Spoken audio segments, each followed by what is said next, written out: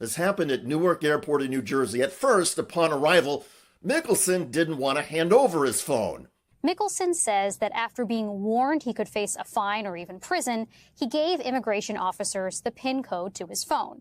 He was then confronted with its contents, pictures the officers found questionable. Specifically, Mickelson says the immigration officials objected to this viral meme of the vice president depicting him as a bald baby. The customs agents denied Mickelson entry to the United States and sent him back to Norway.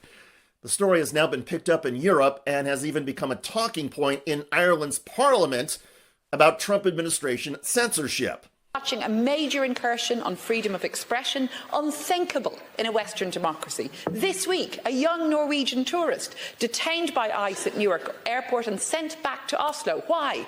He had this meme on his phone, Minister, a meme depicting Vice President Vance as a baby. I mean, extraordinary, extraordinary. That a young person with this amusing meme on their phone depicting a public person, that this would be used as an excuse to detain him for 5 hours and then deport him back to Oslo. The Trump-Vance administration is now trying to engage in damage control. Headline, U.S. officials refute claim that tourist was denied entry over J.D. Vance meme. Quote, claims that Mads Mikkelsen was denied entry because of a J.D. Vance meme are false, Department of Home Security Assistant Secretary Tricia McLaughlin said in a statement. Mickelson was refused entry into the U.S. for his admitted drug use. Mickelson calls that a blatant falsification. He says he did tell the customs agents at Newark that he had used marijuana twice in his life, but says the agents told him he was being denied entry because of his ridicule of Vice President Vance. In any case, there are clearly people in the Trump administration or who support Donald Trump and J.D. Vance who do not believe in free speech or free expression and have no issues with censorship. We've even seen that from Donald Trump himself and others in the White House. They have constantly and consistently hammered journalists, often by name. You are a real, you're a terrible reporter.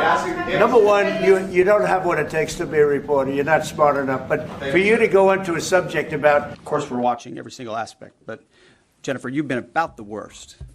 The one who misrepresents the most intentionally.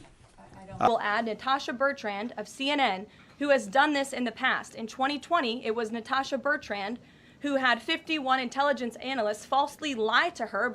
But getting so irritated with creative internet satire that you would erupt at a tourist, never mind blocking that person from spending money here in the United States, well, that takes all of this to a new low. And it proves the point of the ridicule to begin with.